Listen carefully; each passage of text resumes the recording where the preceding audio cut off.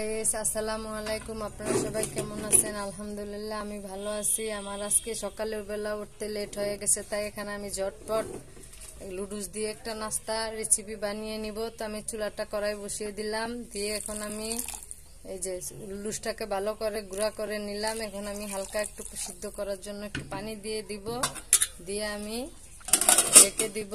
লুডুসটা সিদ্ধ হওয়া পর্যন্ত ওয়েট করতে হবে।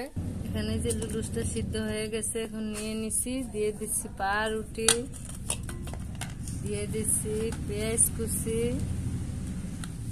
দিয়ে দিচ্ছি কাঁচামরিচ কুচি, দিয়ে দিচ্ছি ধনিয়ার গুঁড়া, দিয়ে দিচ্ছি জিরার গুঁড়া,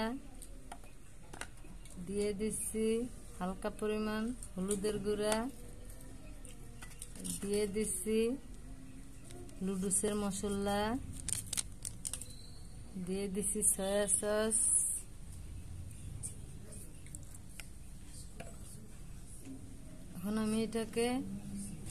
এখন আমি দিয়ে দিব একটু পেঁয়াজের পেস্তা, দিয়ে দিব একটু চিলি ফ্লেক্স, এখানে একটা ডিম নিয়ে নিয়েছি। এখন আমি ডিমটাকে গ্রেট করে নিব।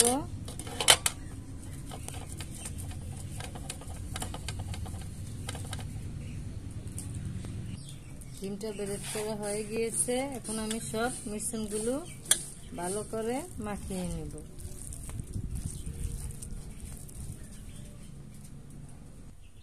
সবগুলো মিশ্রণ মাখানো হয়ে গিয়েছে, এখন আমি চুলায় প্যান বসিয়ে দিব। চুলায় প্যান বসিয়ে দিলাম, এখন একটু ঘি দিয়ে দিব, ভালো করে কড়াইটা ঘুরিয়ে দিব। ঘি বাটার আপনারা তেল দিয়েও বানাতে পারেন, যে যেরকম আর কি। ঘিটা দিলে আর কি ঘ্রাণটা খুব সুন্দর হয়, খেতেও খুব সুস্বাদু হয়। আমি এখানে ঘি দিয়ে দিলাম, আপনাদের হাতের কাছে যা থাকে আপনারা তাই দিতে পারবেন। এখন আমি টিস্যু দিয়ে কড়াইটাকে একটু ব্রাশ করে নিচ্ছি। এখন আমি কড়াইয়ের ভিতরে এটা সুন্দর করে দিয়ে দিব।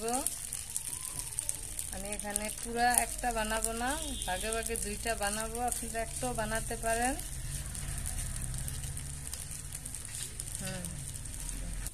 এখন আমি এটাকে ঢেকে দিব। আমার এক পিঠ হয়ে গেছে, উল্টিয়ে দিয়েছি। এখন আর পিঠ হওয়ার জন্য অপেক্ষা করব। এই যে পিৎজাটা বানানো হয়ে গেছে, এটাকে আমি ছুরি দিয়ে কেটে নিব। এই যে আমার পিৎজাটা রেডি হয়ে গেছে, দেখেন কত সুন্দর হয়েছে। এখন একটু খেয়ে দেখি কেমন হয়েছে।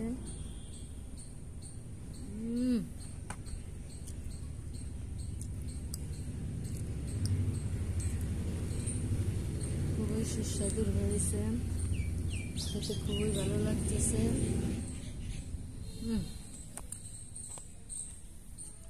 আমার ভিডিওটা আজ এ পর্যন্তই। সবাই ভালো থাকবেন, সুস্থ থাকবেন। আবার নতুন কোনো ভিডিও নিয়ে দেখা হবে। আমাকে সবাই বেশি বেশি সাপোর্ট করবেন। আল্লাহ হাফেজ, আসসালামু আলাইকুম।